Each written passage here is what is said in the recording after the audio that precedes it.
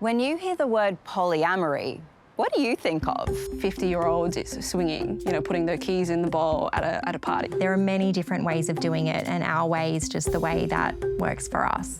Being human is to desire, and I think we have to grapple with that. Only a small proportion of Australians identify as poly.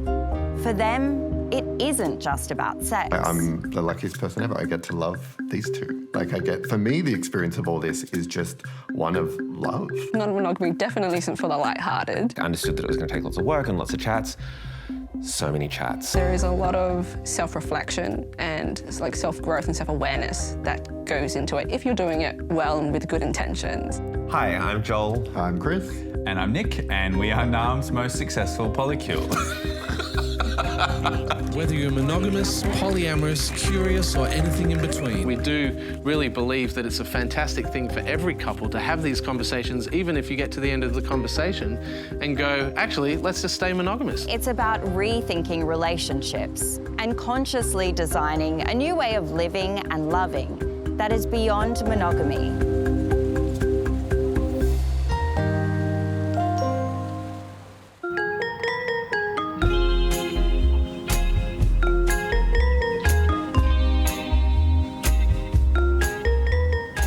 Polyamory might seem like some hot new trend, but there are actually people who've been living it quietly in the suburbs for years. Tomorrow people, and it's about these people who could mind. Could you give it a go? Should I? I'm Rochelle, and I've been in a poly arrangement for around 9 years now. I've been with my nesting partner for 26 years and my other partner for 10 years. I grew up in a very conservative, evangelical Christian household, so I always thought there would be the one, I would get married and that would be it. But I got married very young, and my husband and I sort of started to explore the idea of open relating. So this is back in the 90s. Polyamory wasn't even a word back then. So that all ended in disaster. We were young, we didn't know what we were doing. Thank you. Her first marriage ended and Rochelle fell in love again. But she did not fall in love with the idea of monogamy. Found my way back into a fairly traditional relationship with my current partner. Thank you. And when I fell in love outside of my long-term relationship, I wondered if there might be a way to keep the love that I had with my existing partner while also exploring something new. And I confessed to my partner, my nesting partner, the one I live with, and he made the very courageous decision to try and incorporate the new person into my family.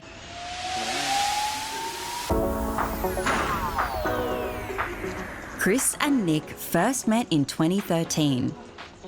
Eventually falling in love in 2016, they'd been living together in a non-monogamous relationship for a couple of years when they met dancer and choreographer Joel. We were in Sydney for Mardi Gras, and we were at Kooky, which is this iconic queer party. And on the dance floor, we met Joel. We danced a little bit, and then 3 minutes in, I've never done this before or since, I basically just said, do you want to come back to mine at the end of this party? We were like 3 minutes into the party. And they kind of looked at each other and were like, yeah, okay. It was like the simplest, easiest pickup ever. It was so organic and easy, and I was like, great. I mean, it's one thing to have this fantastic sleepover with each other, but then to get into a throuple is quite another. So a throuple is a relationship between three people. So 3 and couple equals throuple. It's a bit like if a threesome started to go on dates. Me and Nick we talked about the idea, I guess, of dating people. Then we decided to keep exploring that. Like, we decided as a couple, I guess, to be open to that connection and exploring that connection. And then obviously, yeah, I guess you were feeling it as well. I just thought they were hot. and cool. And I was like, yeah, great, I'll go along for this ride. It was just like it was a romance. Yeah. It was, you know, with all the things that you expect from, yeah. Yeah, we had like a weekend away, like by the beach and like stuff like that. Dates, yeah. Dates. Things like that. I remember the moment that they bought a king-size bed. Oh, yeah. I was like, that's a major furniture purchase. Yeah. It's a real commitment to this relationship. I felt very, very touched. What was it like for you, Joel, getting into a relationship with not just one person but two at the same time? It was the easiest thing ever. Like, I had never thought about it. I'd never really thought about polyamory. I really wanted a relationship. Really, really wanted a relationship. I was in the middle of making a work about really wanting a relationship. Then, yeah, these two awesome people came along and I was like, great, double the fun.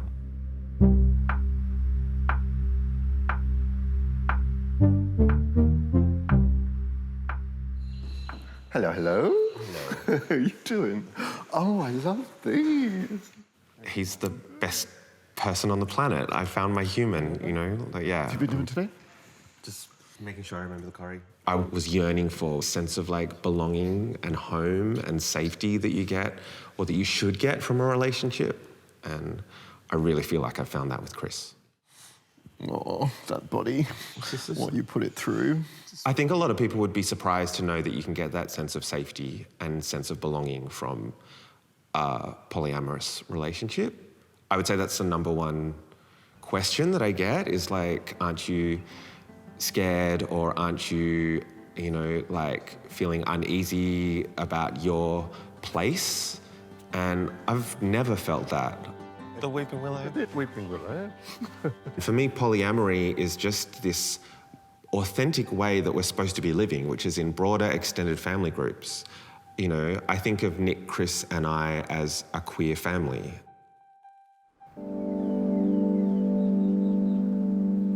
I think we should do the conversions. Okay, and then are we going to switch the two questions? Yeah, I think we could switch them up. That's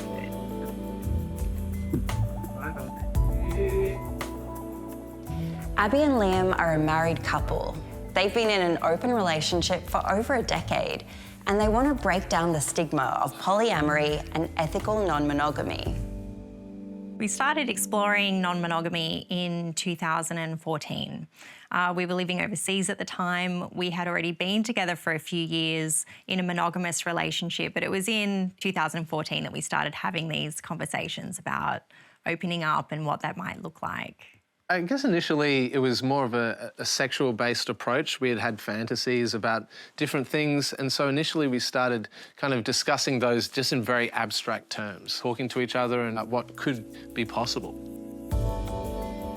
After 5 years exploring the thriving non-monogamy scene in New York, they returned home to Canberra with their young child. Coming back to Canberra, we were a little bit worried. I think at one point we said to each other, you know, maybe we're the only non-monogamous people here, you know, in Canberra. And that's really why Evolving Love Project started, was a sense of almost, like if we couldn't find the community, we would almost try and create a sense of community. In 2022, they started the Evolving Love podcast to talk about non-monogamy and polyamory. Whether you're monogamous, polyamorous, curious, or anything in between, we invite you to join us for this. Tonight, they're doing their first live recording of the show. Practically speaking, are you both dating different people? How does it all work? It's just the fact that we are open to new connections with other people. So when I was back in New York, I was back in New York last year, so I had a few dates. And then I have someone who I see who lives up in Newcastle as well, but the geographic distance is somewhat limiting to the frequency. Well, I guess, you know, non-monogamous relationships are often in flux as well. You know, I guess at the moment, you know, I am dating someone who lives in another city. We see each other about once every 3 weeks or once a month. I'm really supportive of Abby's dating and relationships. I feel it's very easy for me to access that kind of spirit of compersion. Compersion is the feeling or an attitude of happiness or joy or sometimes pleasure that is felt from your partner being in the company with somebody else. Sort of like the opposite of jealousy. I'm really good friends with different partners that Abby has, and I find great joy in Abby having these great experiences. And it's a really powerful thing for her to have her own sense of agency and autonomy, and almost step away from the logistics of life and all those things. And it is really important to talk about compersion, because I think if we don't have some form of compersion in the non-monogamy, landscape, it doesn't really make sense, because you would then just sort of be left with jealousy. The concept of finding the one is drilled into us from birth. Religion and Western society tells us this is the norm, and it's been like that for thousands of years. But is the idea that just one person can meet all of our emotional and sexual needs still relevant? I think monogamy is a beautiful thing where you choose to accept someone for their flaws and their positives as well. And, if there are things that maybe aren't fulfilling in a relationship, then maybe that person isn't for you, and, you find the right person that is. Can you be with someone for your entire life? I hope so. I really hope so. I think I have examples of it, particularly maybe not the most functional examples, but there is a lot of long relationships in my community, and I do hope it's possible. What do you think of polyamory? I think just everyone has to be very, very honest, and they have to show that they do truly care about one another equally. Otherwise, it just feels like an excuse to go out with other people, mingle with other people, and it kind of, I feel like, diminishes the romance and true love of a relationship. We think communication is everything. For now, we are not really interested about that. But we are open for the future. Personally, it's not for me, but if there was another couple that wanted to do that and they have a happy and healthy relationship, good on them, go for it. The beauty of monogamy is found in that couple who's been married for 50 years. If I think everyone, polyamorous or not, would look at a person or a couple like that and be like, wow, that's hard. Because you can imagine that even the best marriages would have had, wonderful moments, but also terrible moments. And to know that someone is sticking in with you, I think that is the ultimate safety net that everyone should have. In the early days of the crisis, as we refer to it now, my nesting partner didn't want to know anything about my other partner. But I think within a few weeks even, they'd met and they just liked each other immediately. Hey. Hello. How you doing? Hey, David. And then all three of us would hang out together socially. We'd go to the movies, we'd have dinner. And sometimes it would go really well and sometimes it would be awkward, and suddenly a lot of feelings would come up, and it was a bit touch and go for a while. But it quickly became clear that we wanted that sort of non-monogamous arrangement where we all know each other and can hang out together. Okay. Question number 30. What does the... Over time, both of Rochelle's partners have started dating other people as well, meaning it's now a truly open relationship. I've had to deal with the fact that what I asked of my nesting partner was a huge thing, asking him to change the shape and nature of our relationship, and then having the shoe on the other foot when my newer partner wanted to see other people too. It was a big lesson for me in knowing what your limitations are and what amount of discomfort you really are prepared to go through. And it's been quite humbling for me. And I think that's the thing about non-monogamy, is that it is something that's going to require you to do a lot of self-examining and be really honest with yourself, and also to maybe to work with your own jealousy as a way to grow. For Chris, Nick and Joel, the realities of being a throuple soon proved challenging. For Nick, there's been heartbreak and hurt.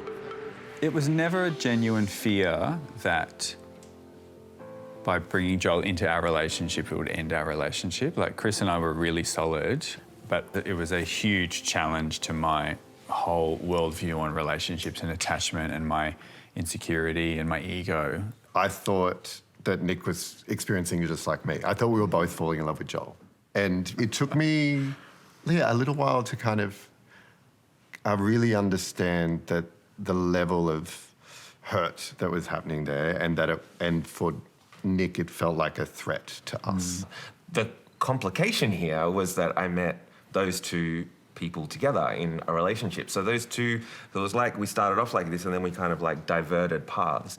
And once it came to the fore that you and Nick weren't falling in love in the same way that you and Chris were, how did you feel about that? And I could feel, I still had enormous affection for Nick. I still do. That's never wavered. But the kind of romantic, sexual thing kind of waned. And I guess but I didn't know how to parlay that into a friendship when I was also falling in love with his life partner. I just didn't know what to do. And so I thought I had to break up with both of them. And so that's what I did. Yeah. When we were sharing a tent at a music festival. And I remember in the middle of it, Nick literally reaches over and goes, "Babes, do you want to do this right now?" Let's go. The throuple ended, but after a few months, Joel and Chris got back together. And after much negotiation between the three of them, they decided to try a different arrangement, a polycule. Polycule is the group of people who are all connected through polyamorous relationships. They might be all dating each other, like in a throuple, or they might not be dating each other, but have relationships with the same people. I get if you two want to be together, then you can do that, but I'm not exactly over the moon about it. But I also knew on a Nick and Chris level that I could have in that moment said to Chris, "I don't want you to do this. This doesn't make me happy or comfortable." But I knew that if I did do that in that moment, in 6 months, 6 years, at some point, the resentment of me stopping that would have essentially a poisoning effect on the relationship. Like, I love someone enough that they can want to explore things that make them happy. So I knew I had to do it, but it really hurt to do so. What saved us, I guess, and it was this belief, I guess, we always had in our relationship that we wanted to be together, forever. For us, what that meant was creating a space, a relationship where we could both have the kind of life we want to have and be able to both do the things that we wanted to do with our lives and to have a relationship that supports that. And my version was to say, even though this is hurting you, I want to be with Joel. And if I don't do it, we both knew that resentment would bring this thing into our relationship that would be, well, now you said I couldn't be with Joel, so that means maybe you won't get to do the thing that you want to do. I mean, I feel like it was asking a lot of you. Like, not every partner would be comfortable with the perceived risk. Hardly anyone would go through what Nick did. Here, boy. Come on. Sit. Here, boy. And sit. At the time, I felt little and I felt incapable and I didn't feel queer enough and I didn't feel like I was a good partner and all that sort of stuff. I just had to wade through it. And in doing so, it wasn't me coming around to the idea that I'm cool with polyamory, that I forgive Chris and Joel, or I accept it or move on, or I'm happy about it. It was that I was doing the work on myself. I accepted my attachment style, I accepted my insecurities and started to process them. But I'm really grateful for that experience now because it's just made our relationship so much stronger and my relationship with other people so much stronger, friendships, family relationships, all that sort of stuff. The polycule continues to evolve. And the big news now is that Nick and Chris are planning to get married. The beautiful thing about the wedding is that it's really meaningful to me and Nick to do that. That is an important part of what we want in our relationship, to show that commitment. But it doesn't act against what me and Joel have. But I think when it comes to the two relationships, the way I always talk about it is that they're not the same. Grape, airplane, jelly and pink. But they're equal in terms of the love. So for me and Joel, there will be other things we do that gives that sense of belonging and connection and love for us. I am ready to commit to the banana rice pudding, goat's milk, 1 scoop in a cup. Polyamory and ethical non-monogamy kind of require the participants to be open about their deepest desires and fears and insecurities in a way that perhaps monogamy doesn't. And listening to the boys, I feel like there's something all of us can draw on. But what about when there are children involved? How does it impact them? Liam and Abby have a young son. How much does he know, or will you tell him as he ages? So we will share with him about being non-monogamous, you know, in an age-appropriate way when the time is right. But we are starting with some of these, I would say, sort of foundational conversations. You know, there are many ways of being in a relationship. You know, you can be queer. There are many ways of having a family. It's like, you know, having that base foundation of love and acceptance and just being respectful of people is incredibly important. He is always at the forefront of everything that we think about. And I think there is a misconception that non-monogamous people, it can be a little bit of a free-for-all, and there is that sense of the kids being left behind. But in our situation, you know, it's the complete opposite of how we approach everything. What about mummy's nose? Boop. We have started to receive online comments ranging from this guy looks like Jesus without the morals, which was one on a recent television piece, which I kind of, you know, I guess the long hair. But so ranging from that to also some very, you know, things that are upsetting to read, you know, saying, you know, these people shouldn't be parents. If they wanted to be non-monogamous, they should never have had a kid. Wow, this actually looks, it looks amazing. This is like the perfect. So research actually suggests that kids actually benefit from having multiple adults in their life. We see this, you know, through having aunties and grandparents and lots of different adults for them to rely on. The research actually does show that it applies the same for polyamorous relationships, and that there is benefit in kids seeing multiple different models of relationships. I think that more adults in kids' lives is a good thing. I also, however, not sure whether introducing a third or fourth or whatever unrelated person into the family unit is a good idea. And I also think that kids can be quite vulnerable and they might develop like very strong attachments to, well, this is their world. You're supposed to create a safe world for them as a parent. And so I get concerned that there's an instability going on there. You had quite a young son at that time. How did he react to hearing that mum had fallen in love with another man? I can't say he was thrilled. In fact, I would say he was probably shocked and devastated. I felt like the worst mother in the world, to be honest. But I also felt like I'd be a worse mother if I continued to just have secret affairs and I mean, kids know stuff, even if they can't articulate it. So it was really important to me to model courage and honesty. And I think because his father was able to say, it's okay. So by the time my son met the new partner, he knew that everybody else was okay and that, that this is a safe thing. And also I think there's part of him that liked having extra people in the family, more interested and attentive adults in his life. Which 1726 novel? I found Rochelle's story fascinating. I mean, she didn't come to polyamory because it's fashionable and normalised. She started this back when it was very fringe and quite transgressive. And over the years, she and her nesting partner and her other partner have definitely gone through complications and heartache. But they've somehow made it work. And I guess it's indicative of what kitchen table polyamory can be. Gulliver's Travels. I was going to say that. Yeah. So what did we get? 23. It's not too bad. Not too bad.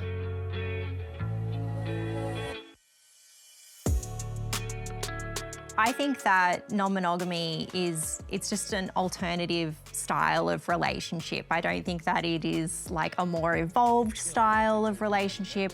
It's just like a different way of being in a relationship.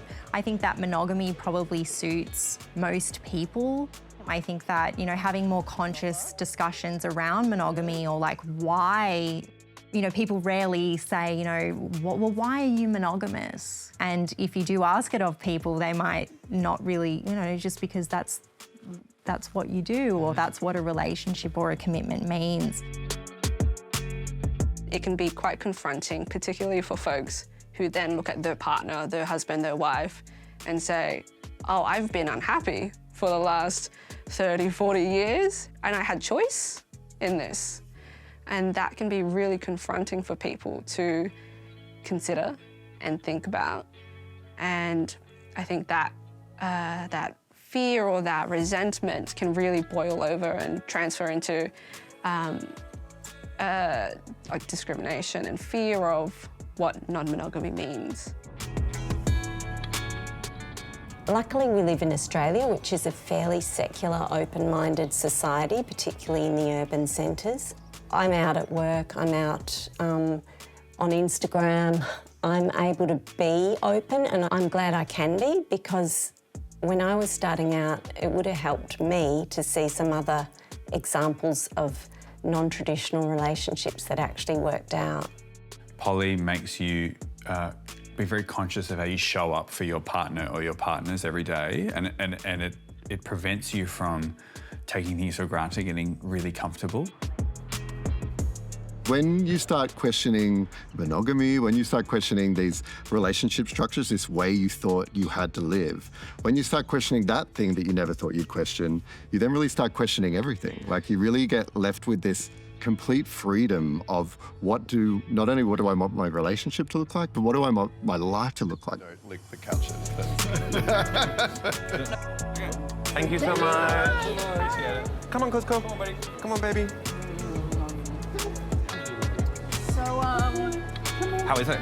I am loving it. How is yours? It's so good. Oh, yeah? It actually tastes like aeroplane jelly. Oh, meeting your expectations. Classic banana ricey goodness. Oh, delicious.